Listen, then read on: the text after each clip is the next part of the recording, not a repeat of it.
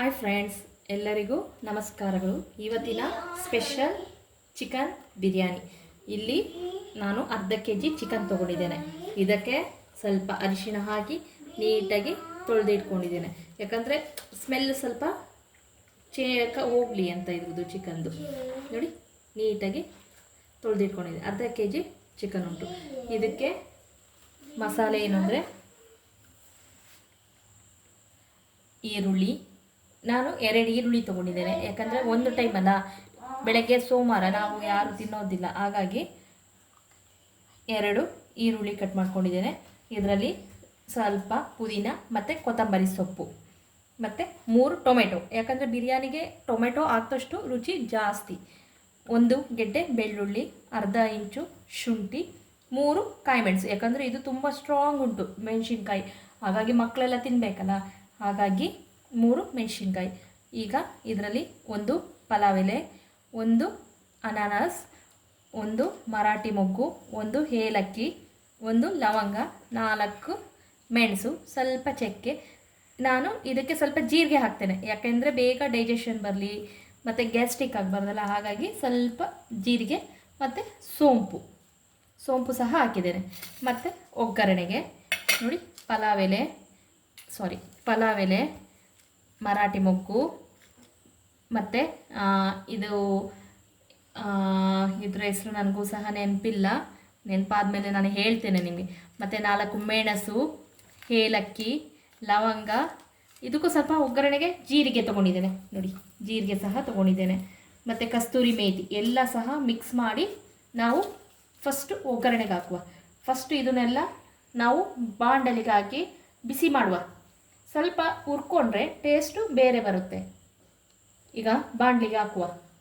ಈಗ ಬಾಣಲಿ ಇಟ್ಟು ಸ್ವಲ್ಪ ಎಣ್ಣೆ ಹಾಕುವ. ಅದಕ್ಕೆ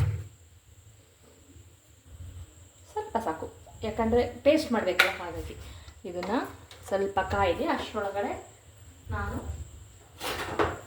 ಮಚ್ಚೆಕಾಯಿ ತೊಗೊಳ್ತೇನೆ. ನೋಡಿ ಫ್ರೆಂಡ್ಸ್, ಈಗ 3 ಮೆಣಸಿನ್ಕಾಯಿ ತೊಗೊಂಡಿದ್ದೀನಲ್ಲ, ಅದು ಹಾಕ್ತೇನೆ. ಸ್ವಲ್ಪ ಬಾಡಿಸುವ.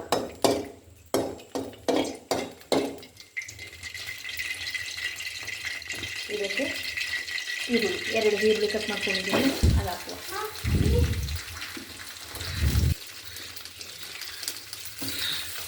ಯಾಕೆಂದರೆ ಫಸ್ಟು ಜೀರಿಗೆ ಸೋಂಪು ಎಲ್ಲ ಹಾಕಿಬಿಟ್ರೆ ಅದು ಸ್ವಲ್ಪ ಸೀದೋದಾಗ ಆಗುತ್ತೆ, ಅಂದರೆ ಬೇಗ ಕಪ್ಪಗಾಗ್ಬಿಡುತ್ತೆ, ಅದು ಟೇಸ್ಟು ಒಳ್ಳೆಯದಾಗಲ್ಲ. ಹಾಗಾಗಿ ಫಸ್ಟು ಈರುಳ್ಳಿ ಎಲ್ಲ ಹಾಕುವ. ಜಾಸ್ತಿ ಏನು ಕೆಂಪು ಬೇಡ, ಸ್ವಲ್ಪ ಲೈಟಾಗಿ ಇದು ಮಾಡ್ಕೊಳ್ಳಿ. ಮಾಡುವಾಗ ಹುಷಾರು, ಎಣ್ಣೆ ಸಿಡಿಯೋದು ನೋಡಿಕೊಂಡು ಮಾಡಿ. ಇದಕ್ಕೆ ಸ್ವಲ್ಪ ಶುಂಠಿ, 2-3 ಇಂಚು ಶುಂಠಿ. ಬೆಳ್ಳುಳ್ಳಿ ಸ್ವಲ್ಪ ಜಾಸ್ತಿ ಹಾಕುವ, ಯಾಕಂದರೆ ಬಿರಿಯಾನಿಗೆ ಬೆಳ್ಳುಳ್ಳಿ ಹಾಕಿದಷ್ಟು ಟೇಸ್ಟು ಚೆನ್ನಾಗಿರುತ್ತೆ. ಇದಕ್ಕೆ ಬೆಳ್ಳುಳ್ಳಿ ಸ್ವಲ್ಪ ಜಾಸ್ತಿ ಹಾಕುವ.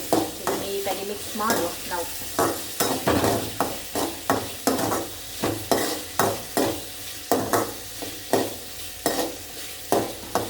ನಂತರ ಇದಕ್ಕೆ ಸ್ವಲ್ಪ ಕೊತ್ತಂಬರಿ ಸೊಪ್ಪು ಮತ್ತು ಪುದೀನ. ಅದೇನು ಕಟ್ ಮಾಡಬೇಕು ಅಂತ ಏನಿಲ್ಲ, ನೀಟಾಗಿ 2 ಸಲ ತೊಳ್ಕೊಂಡು ಹಾಕಿದರೆ ಸಾಕು. ಯಾಕಂದರೆ ಪೇಸ್ಟ್ ಮಾಡ್ತೇವಲ್ಲ, ಅದು ಅದರಲ್ಲೇ ಇದಾಗ್ತದೆ, ಏನು ರುಬ್ಬುತ್ತೆ.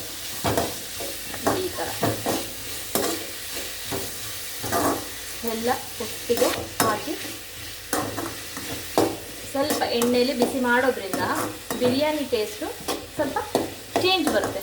ಮಾಮೂಲಿ ಮಾಡ್ಕೊತೀವಲ್ವಾ, ಒಂದು ಚೇಂಜಸ್ ಇರಲಿ, ಯಾವಾಗಲಾದರೂ ಒಂದು ಚೇಂಜಸ್ ಬೇಕಲ್ಲ ನಮಗೆ. ಒಂದೇ ಥರ ತಿಂದು ಬೇಜಾರಾಗುತ್ತಲ್ಲ, ಹಾಗಾಗಿ ಇದಕ್ಕೆ ಸ್ವಲ್ಪ ಅರಿಶಿಣ, ಉಪ್ಪು ಹಾಕುವ. ನೋಡಿ, 1 ಚಿಟಿಕೆ ಸಾಕು ಅರಿಶಿಣ, ಯಾಕಂದರೆ ಮತ್ತೆ ಸ್ವಲ್ಪ ಒಗ್ಗರಣೆಗೆ ಹಾಕುವ ಅಲ್ವಾ. 1 ಚಿಟಿಕೆ ಉಪ್ಪು ಸಾಕು, ಜಾಸ್ತಿ ಬೇಡ. ಸ್ವಲ್ಪ ಚಕ್ಕೆ ಎಲ್ಲ ಹಾಕ್ಕೊಂಡಿದ್ನಲ್ಲ, ಅದನ್ನು ಹಾಕುವ.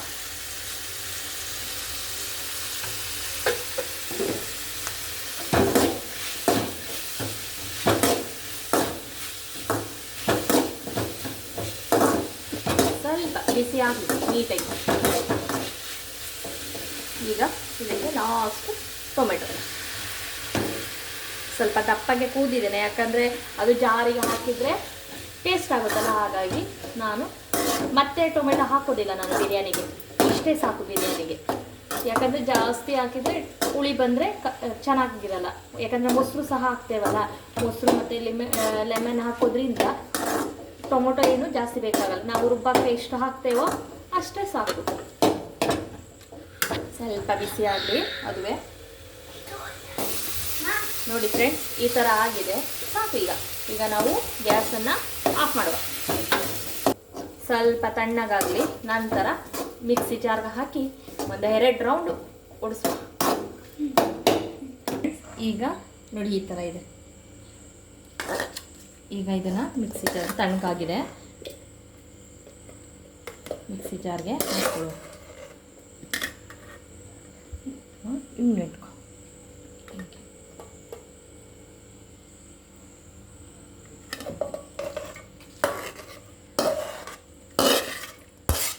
ನೋಡಿ ಈಗ ಇದನ್ನು ನೀಟಾಗಿ ಬರ್ಕೋ, ಯಾಕಂದರೆ ಇದರಲ್ಲಿ ಮಸಾಲೆ ಎಲ್ಲ ತುಂಬ ಒಳ್ಳೆ ಇರುತ್ತೆ.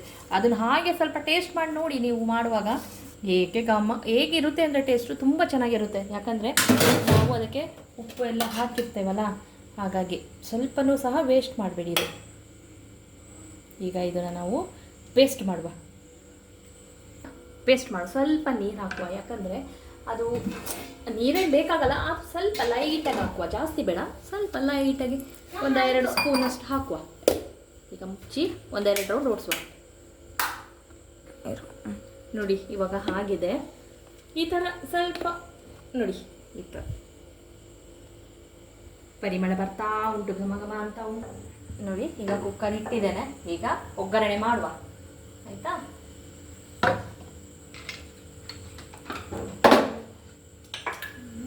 ಅದು ಕಾಯಿಲಿ ಅಷ್ಟರೊಳಗಡೆ ಒಂದು ಎಣ್ಣೆ ಪ್ಯಾಕ್ ಹೊಡೆದು ಹಾಕುವ, ಯಾಕಂದರೆ ಎಣ್ಣೆ ಸ್ವಲ್ಪ ಸಾಲ್ಟೇಜ್ ಇರೋದ್ರಿಂದ.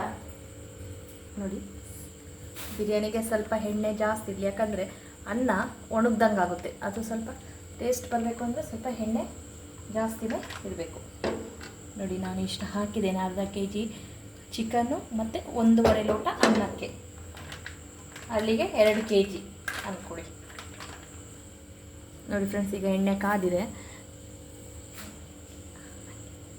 ಈಗ ನಾವು ಏನೇನು ಹಾಕ್ಕೊಂಡಿದ್ವಿ ಮಸಾಲೆ ಅದನ್ನ ಹಾಕುವ. ಸ್ವಲ್ಪ ನಾನು ಇದಕ್ಕೆ ಮೊದಲೇ ನಾನು ಪುದೀನ ಮತ್ತು ಕೊತ್ತಂಬರಿ ಸೊಪ್ಪು ಹಾಕ್ತಾ ಇದ್ದೇನೆ, ಯಾಕಂದರೆ ಅದು ಸ್ವಲ್ಪ ಎಣ್ಣೆಲಿ ಡ್ರೈ ಆದರೆ ನೀಟಾಗಿ ಕಾಣಿಸುತ್ತೆ.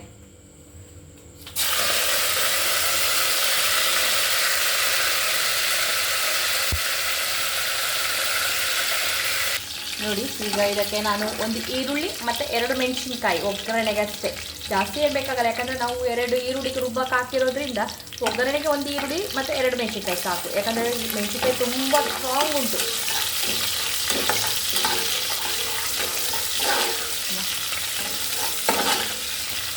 ಇದು ಸ್ವಲ್ಪ ಕಲರ್ ಚೇಂಜ್ ಆಗಲಿ, ಅಷ್ಟರೊಳಗಡೆ ನಾನು ಚಿಕನ್ ತಗೋತೇನೆ.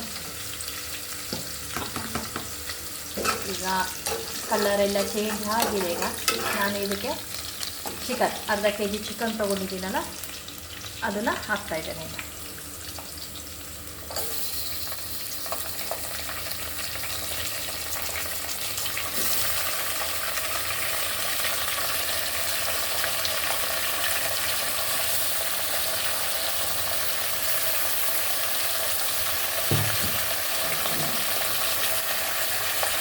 ಈಗ ಇದನ್ನು ನೀಟಾಗಿ ಮಿಕ್ಸ್ ಮಾಡಿ.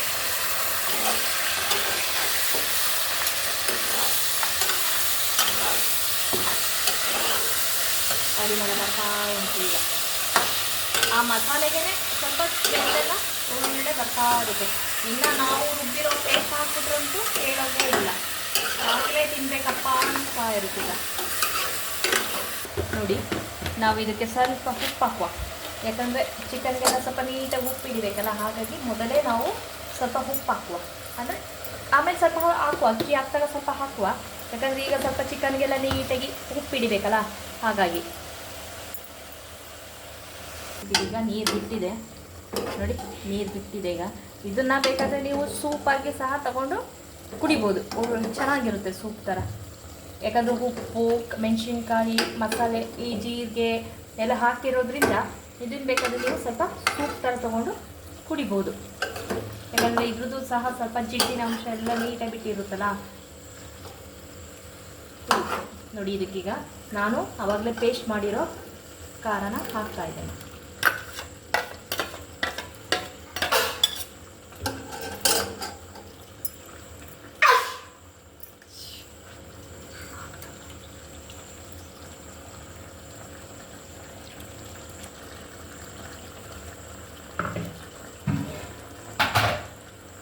ನೋಡಿ, ನೀಟಾಗಿ ಸ್ವಲ್ಪ ನೀಟಾಗಿ ಮಿಕ್ಸ್ ಮಾಡಿ.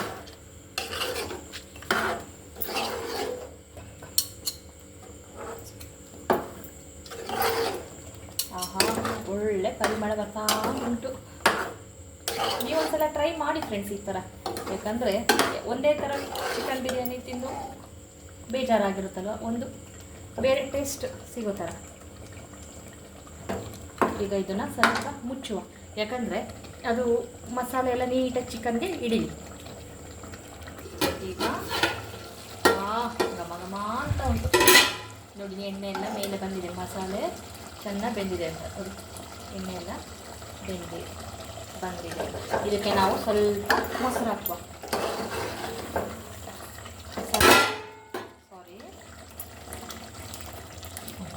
ಸ್ವಲ್ಪ ಸಾಕು, ಯಾಕಂದರೆ 1.5 ಲೋಟ ಅಕ್ಕಿ ಹಾಕಿರೋದ್ರಿಂದ ಸ್ವಲ್ಪನೇ ಸಾಕು ಮೊಸರು, ಜಾಸ್ತಿ ಏನು ಬೇಕಾಗಲ್ಲ.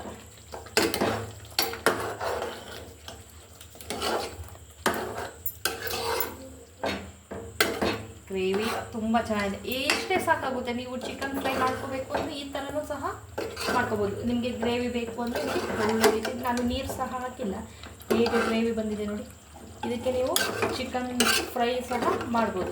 ಇದಕ್ಕೊಂದು ಮಸಾಲೆ ಸೇರಿಸಿದ್ರೆ ಆಯಿತು. ಮಸಾಲೆ ಮತ್ತು ನಿಂಬೆಹಣ್ಣು ಸೇರಿಸಿದ್ರೆ ಚಿಕನ್ ಫ್ರೈ ಆಗುತ್ತೆ. ಈಗ ಬಿರಿಯಾನಿ ಆಗಿರೋದ್ರಿಂದ ಸ್ವಲ್ಪ ಇದಕ್ಕೆ ಮೊಸರು ಎಲ್ಲ ಹಾಕುವ. ನೋಡಿ, ಈಗ ಕುದೀತಾ ಬರ್ತಾ ಉಂಟೀಗ. ಇದಕ್ಕೆ ನಾವು ಸ್ವಲ್ಪ ಖಾರದ ಪುಡಿ, ಅಂದರೆ ಜಾಸ್ತಿ ಬೇಡ, ಯಾಕಂದರೆ ಮಸಾಲೆ ಇರೋದ್ರಿಂದ ಅದರೊಳಗಡೆ ಮೆಣಸಿನ್ಕಾಯಿ ಎಲ್ಲ ಹಾಕಿರೋದ್ರಿಂದ ಜಾಸ್ತಿ ಖಾರ ಬೇಡ, ಯಾಕಂದರೆ ಮಕ್ಕಳೆಲ್ಲ ತಿನ್ನಬೇಕಲ್ಲ. ಹಾಗೆ ಸ್ವಲ್ಪ ಧನಿಯಾ, ಸ್ವಲ್ಪ ಬಿರಿಯಾನಿ ಪೌಡರ್. ನಾನು Everest chicken biryani masala use ಮಾಡ್ತೇನೆ. ಇದು ಫ್ಲೇವರ್ ಸ್ವಲ್ಪ ಒಳ್ಳೆಯದಿರುತ್ತೆ, ಹಾಗಾಗಿ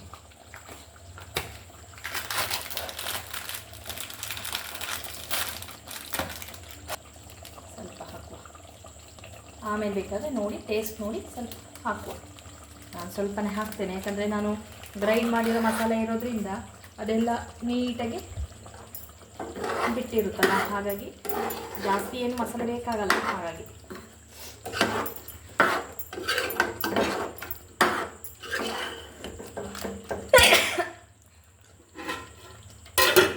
ಸ್ವಲ್ಪ ಮುಚ್ಚುವ, ಅದು ಎಲ್ಲ ಮಿಕ್ಸ್ ಆಗಲಿ. ಅಷ್ಟರೊಳಗಡೆ ನಾನು ಒಂದೂವರೆ ಲೋಟ ಅಕ್ಕಿಯನ್ನು ತೊಳ್ಕೊತೇನೆ. ನಾನು ನೋಡಿ ಫ್ರೆಂಡ್ಸ್, ಈಗ ಎಷ್ಟು ಚೆನ್ನಾಗಿ ಕಾಣಿಸ್ತಾ ಇದೆಯಲ್ಲ. ಈಗ ಇದರಲ್ಲಿ 1 ಲೋಟ ಇರೋವಷ್ಟು ನೀರಿರೋದ್ರಿಂದ, ಗ್ರೇವಿ ಇರೋದ್ರಿಂದ, ಗ್ರೇವಿ ತುಂಬ ಇರೋದ್ರಿಂದ ನಾವೀಗ ಅದಕ್ಕೆ 1.5 ಅಕ್ಕಿಗೆ 3 ಲೋಟ ನೀರು ಅಂದರೆ ಸ್ವಲ್ಪ ಕಮ್ಮಿ ಹಾಕುವ. ನೋಡಿ, ನಾನು ಇದೇ ಲೋಟದಲ್ಲಿ ಅಕ್ಕಿ ತೊಗೊಂಡಿರೋದ್ರಿಂದ ನಾನು ಇದೇ ಲೋಟದಲ್ಲಿ ಸಹ ನೀರು ಹಾಕ್ತಾ ಇದ್ದೇನೆ.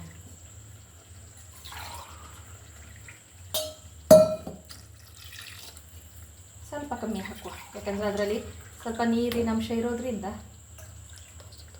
ನೋಡಿ, ಇಷ್ಟ ಆಗ್ತಾ ಇದ್ದೇನೆ. ಇದಕ್ಕೆ ಒಂದು ಅರ್ಧ ಲೆಮನ್ ಸಹ ಹಾಕುವ.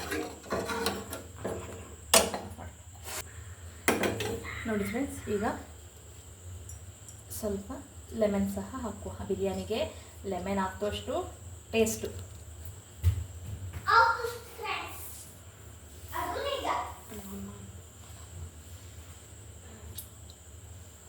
ನೋಡಿ, ನನ್ನ ಮಗ ನನಗೆ ಟೌನ್ ಕೊಡ್ತಾನೆ. ನೋಡಿ, ಸ್ವಲ್ಪ ಬೀಜ ಇರೋದ್ರಿಂದ ನಾನು ಹೀಗೆ ಮಾಡ್ಕೊತೇನೆ, ರಸ ಕೆಳಗಡೆ ಹೋಗುತ್ತೆ. ನೋಡಿ, ಇದೆಲ್ಲ ಬೀಜ ಎಲ್ಲ ಕೈಗೆ ಬಂದಿದೆ. ಈಗ ಇದನ್ನು ನೀಟಾಗಿ ಮಿಕ್ಸ್ ಮಾಡಿ. ಇಲ್ಲಿ ನಾನು 1.5 ಲೋಟ ಅಕ್ಕಿ ತೊಗೊಂಡಿದ್ದೇನೆ. ಈಗ ಇದನ್ನು ನೀಟಾಗಿ ವಾಶ್ ಮಾಡುವ. ನಾನು ಮೊದಲೇ ಅಕ್ಕಿ ನೆನೆಸಿಡಲ್ಲ, ಯಾಕೆಂದರೆ ಅದು ಸ್ವಲ್ಪ ಮುದ್ದೆ ಥರ ಆಗುತ್ತೆ ಅಂದ್ಬಿಟ್ಟು ನಾನು ನೆನೆಸಿಡೋಲ್ಲ. ಎಲ್ಲ ನೆನೆಸಿಡ್ತಾರೆ, ಬಟ್ ನಾನು ಮಾತ್ರ ನೆನೆಸಿಡಲ್ಲ. ಆವಾಗ ತೊಳೆದು ಆವಾಗಲೇ ಬೇಯೋಕ್ಕೆ ಇಡ್ತೇನೆ. ಈಗ ಇದನ್ನು ನೀಟಾಗಿ 2 ಸಲ ತೊಳೆದು ವಾಶ್ ಮಾಡುವ. ನೋಡಿ ಫ್ರೆಂಡ್ಸ್, ಈಗ ಉಪ್ಪು ಸ್ವಲ್ಪ ಹಾಕುವ, ಯಾಕಂದರೆ ನೊರೆ ಬರ್ತಿರೋದ್ರಿಂದ ಉಪ್ಪು ಸ್ವಲ್ಪ ಸಾಲ್ಟೇಜ್ ಇದೆ ಅನಿಸುತ್ತೆ. ಹಾಗಾಗಿ ಸ್ವಲ್ಪ ರುಚಿಗೆ ಉಪ್ಪು ಹಾಕುವ, ಸ್ವಲ್ಪ ಸಾಕು, ಯಾಕಂದರೆ ಆವಾಗಲೇ ಹಾಕಿದ್ದೀನಲ್ವ. ಹಾಗಾಗಿ ಸ್ವಲ್ಪ ನೋಡಿ ಇಷ್ಟೇ ಹಾಕ್ತಾ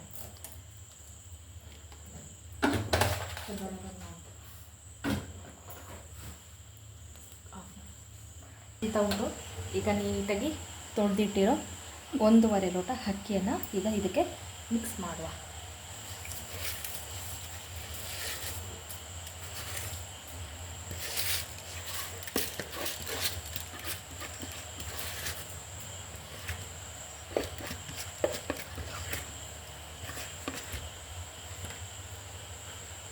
ಈಗ ಇದು ಚೆನ್ನಾಗಿ ಕುದಿ ಬರಲಿ, ನಂತರ ಕುಕ್ಕರ್ ಮುಚ್ಚುವ.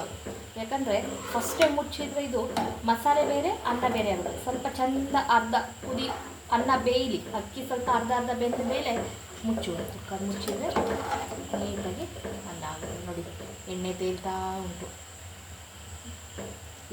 ಈಗಿರೋದ್ರಿಂದ ಅನ್ನ ಒಂಥರ ಒಣಗ್ದಂಗೆ ಆಗಲ್ಲ, ಡ್ರೈ ಅನಿಸಲ್ಲ.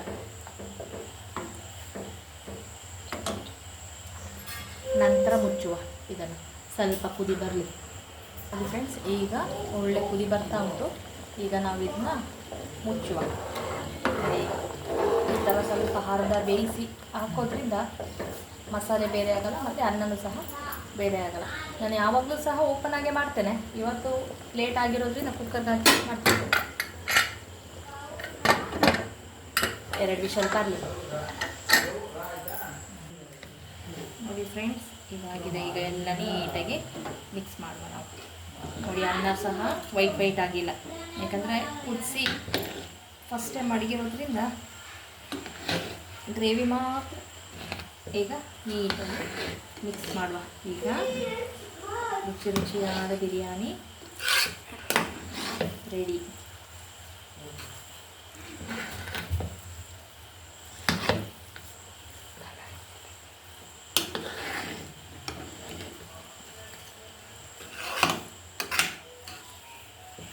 ನೋಡಿ ಫ್ರೆಂಡ್ಸ್, ಈಗ ಬಿರಿಯಾನಿ ರೆಡಿ. ಇವತ್ತಿಗೆ ಈ ವ್ಲಾಗನ್ನು ಮುಗಿಸ್ತಾ ಇದ್ದೀನಿ. ಪ್ಲೀಸ್ ಶೇರ್ ಮಾಡಿ, ಲೈಕ್ ಮಾಡಿ, ಸಪೋರ್ಟ್ ಮಾಡಿ ಮತ್ತು ಸಬ್ಸ್ಕ್ರೈಬ್ನ ಮಾಡೋದನ್ನ ಮರಿಬೇಡಿ. Thank you.